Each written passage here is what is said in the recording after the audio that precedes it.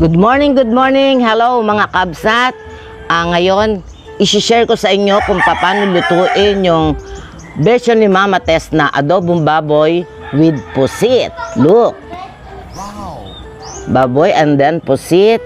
Tapos ito yung mga ingredient natin. Soy sauce, vinegar and oil of course, and laurel. Yan. Sugar, pinong paminta. Yan, mag-ano tayo ng bawang na. Bilis-bilis na, mainit na yung ating mantika. Ay, kawali pala, wala pa palang mantika. Ano ba yan? Yan. Ang sarap nito. Adobong baboy na may pusit. Isa sa mga paborito ko. Yan.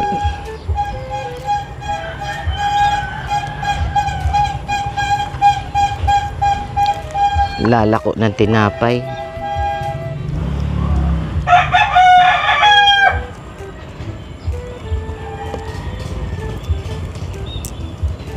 Yan.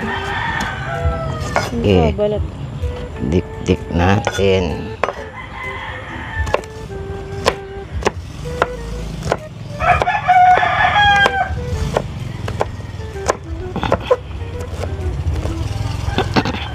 Kailan kaya kami mamimingwit ng plano ko magbingwit ng isda. Tilapia.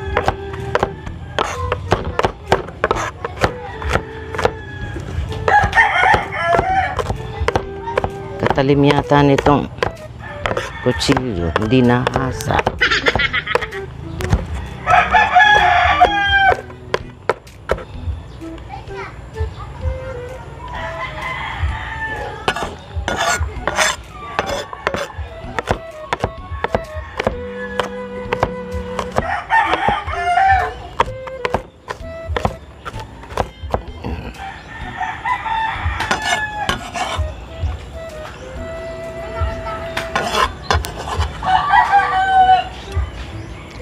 Sibuyas.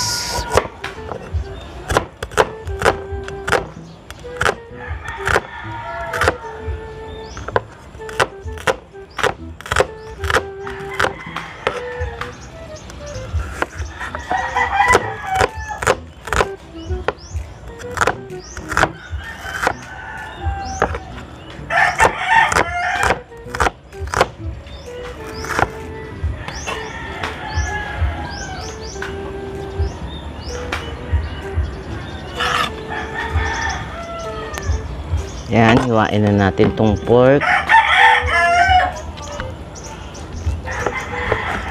Wow, matalim nga.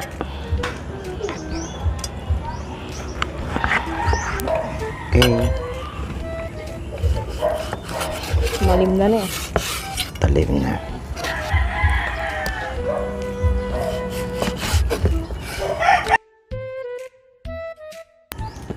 Mas masarap sana kung siya may taba. Wala palang masyadong taba itong nabili kong baboy.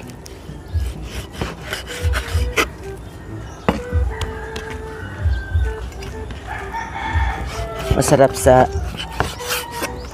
adobo yung may taba-taba na pork.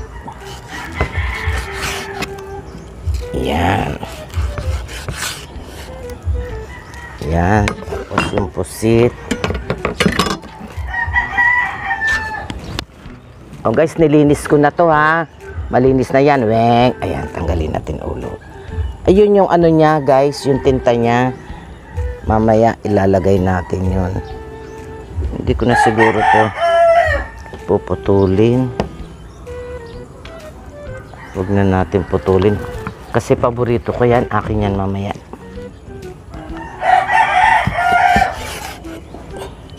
Tigkalahating kilo lang to guys. So, pumapatak siyang 1 kilo. Yan.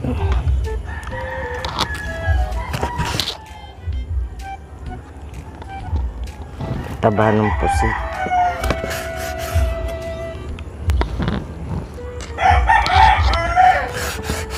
Yan. Okay, gigisa na natin guys.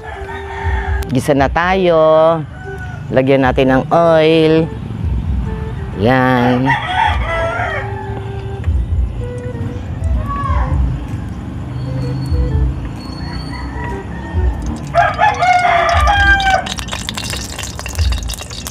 Dati hindi ako diretso maggisa ng adobo. Sinasangkot ko muna, pinapakaluan ko muna bago ko siya igisa. Natatagalan ako, masyadong maraming trabaho. Pwede naman pala 8 diretso na. Basta isang kutsa mo lang mabuti. Yan, ang sinasarap ng putahe, ng pagluto, maraming bawang, sibuyas, at kailangan isang kutsa mabuti. Yan. Yan, isunod na natin ang sibuyas. Yung iba, inuuna nila ang sibuyas. Kahit alin pwede naman eh. Pero ako, inaano ko muna yung bawang. Pinapainit ko muna ng husto sa mantika para pareho silang sabay silang maluto. Yan.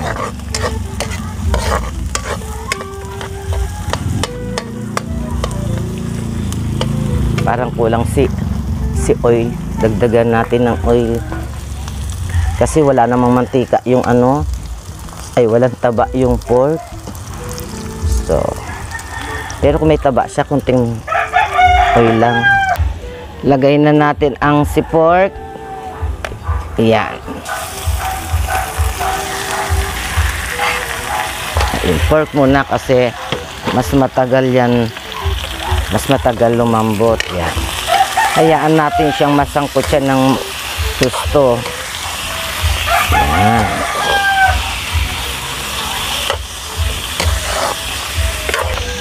Lagyan natin ng paminta. Durog na paminta. Yung iba napansin ko, pag yung nasa kalagitnaan na ng pagluluto, saka naglalagay ng mga ganitong paminta. Ako hindi. Sinasabi ko siya sa pagsasangkot siya. Yan. May paminta kasing hindi original. Kaya pagka dinadagdagan ko na lang. Yan. Sangkot siya, pampaalis ng lansa.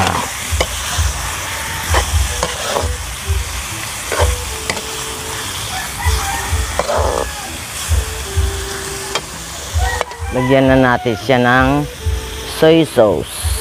Yan.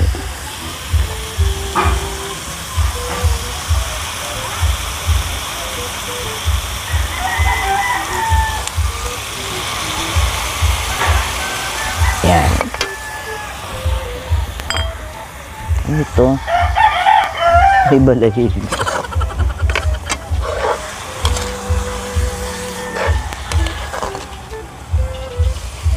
Hayaan muna natin siyang umanog guys.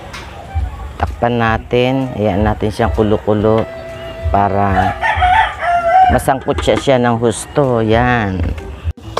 Guys, nasangkot siya na natin ng husto yan. Lagyan na natin siya ng pinakasabaw niya. Tapos guys, wait tayo ng 30 minutes. Yan. Hindi yan umaapaw sabaw kasi kukunti pa yan eh. Pagkulo kasi matagal-tagal nating pakukuluan. Yan, 30 minutes guys. A few inches later. Lagyan na natin ng vinegar. Yan.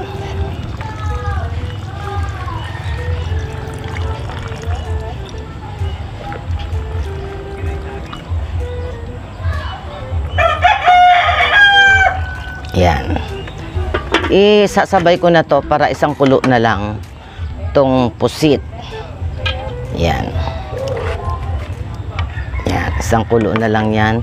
Hindi ko naman siya haluin para hindi yung tawag nito, yung suka, hindi mahilaw. Ito, nasa na ba yung tinta nito? Kailangan yung tinta. Durog natin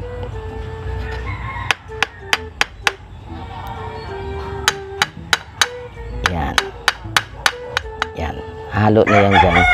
Guys, kaya hindi ko sinabay yung yung vinegar. Pinalambot ko muna ng konti yung pork. Kasi pag sinabay ko, mas matagal siyang lumambot. Pero pag hindi ko siya sinabay, malambot agad yung pork niya. Kundi abutin tayo ng siyam-siyam dito ako. Kaya ang init, guys. Tinanghali ako ng gising. Kasi dito sa amin sunrise, dito sa pwesto ko talagang dito tinanghali ako ng gising. Ayan, hintayin natin kumulo at luto na yan. Guys, luto na. Kakain na si Mama Tess. Kukunin ko yung tikman natin yung yung paborito ko. Yan. Tapos isang pirasong, wala kasing taba tong pork na to yan.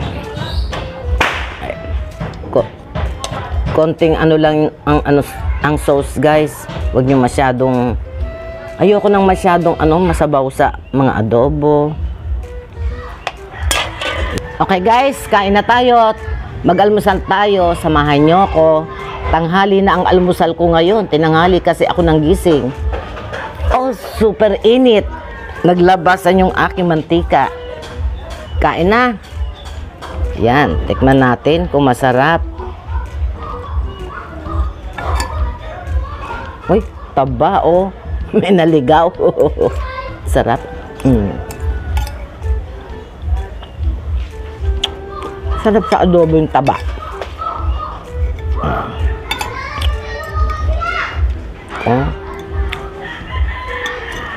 Lumipat ako dito sa terrace. Ang init na kasi dun sa pwesto ko. Sarap. Yung pusit.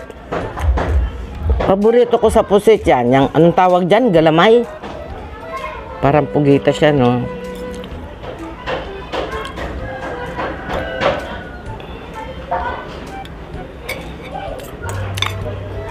May plano akong i-cook bang bukas. Hindi ko lang alam kung kung magagawa ko siya. Kasi lagi ako nanonood din ng mga mukbangers. Saka sa wala pa ako nakikitang nagbablog or nagkukukbang ng ganon. I-try ko bukas kung magawa ko.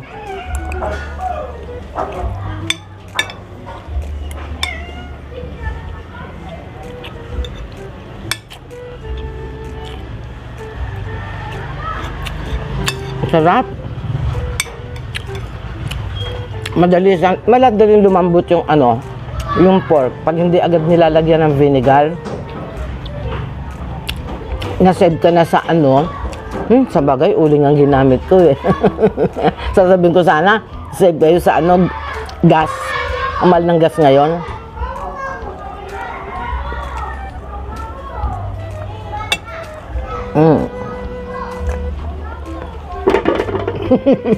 Guys, nilagyan ko pala ito ng laurel. Hindi ko na ipakita sa sa film ko. Ayan nangata ko pa. Ano ba yan? Lalagyan ng bay leaf, laurel in Tagalog. Tagalog ba yung laurel?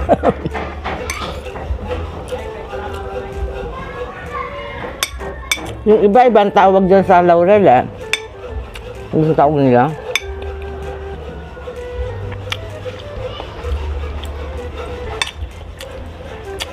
Ang sarap.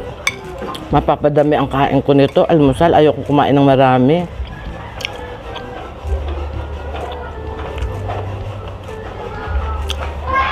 Tama siya sa alat, sa suka.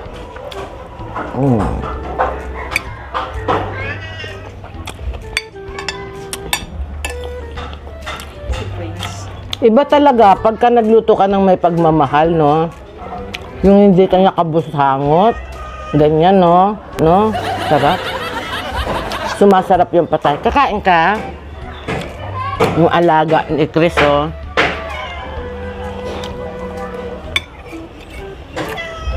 Namaya, bibili ka ni Chris ng pagkain mo. Naubos na yung pagkain mo. Sumusubuan kita.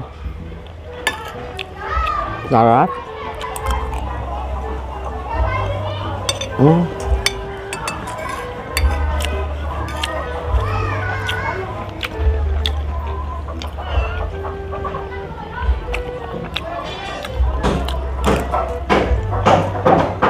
Sis, pakikuha mo nga sa drawer kung hindi sana shout out.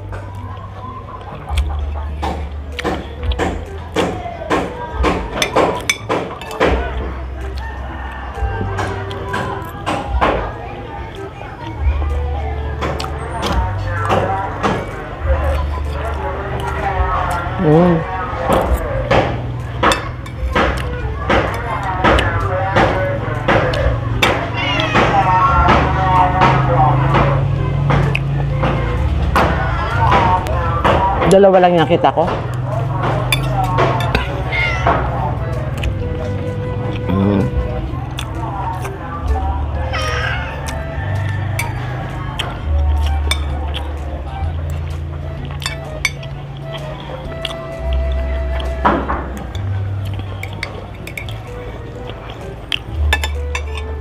Sarap.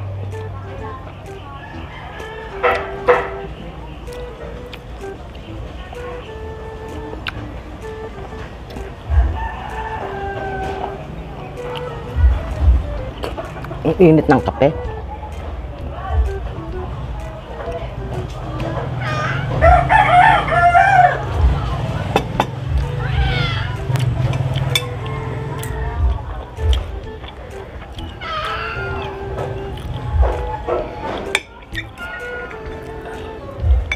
May naligaw na taba. Nilinan ako. Eto tubig oh.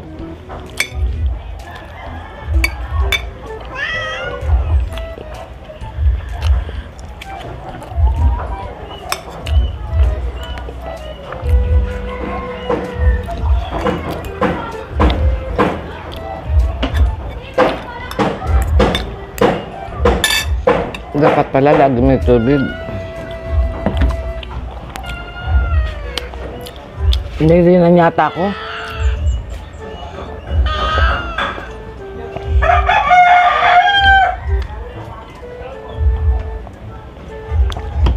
Sarap kasi. Naku, try nyo yung ganitong luto. Sarap talaga, promise. Maitim na yung sabaw, oh, gawa dun sa tinta ng pusit.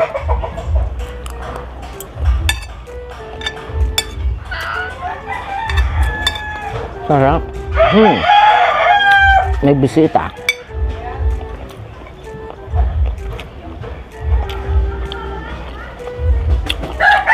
Paborito ko to eh. Yung pugita, masarap yung gataan.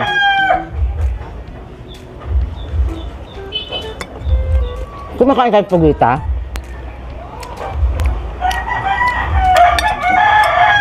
Wala akong makita dito sa palengke namin nun eh.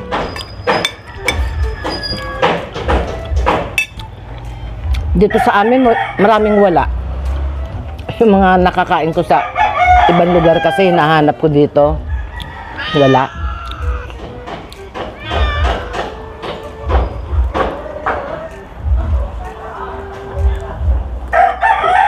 Sarap.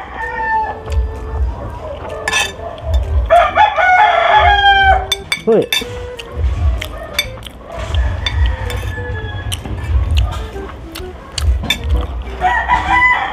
Shout out na muna ako. Mamaya na ako pagpatuloy tong pagkatapos.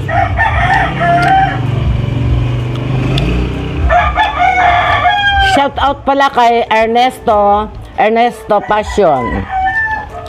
Kay Janet Kimno. Hello Janet. Ano yan? Avid viewer ko yan.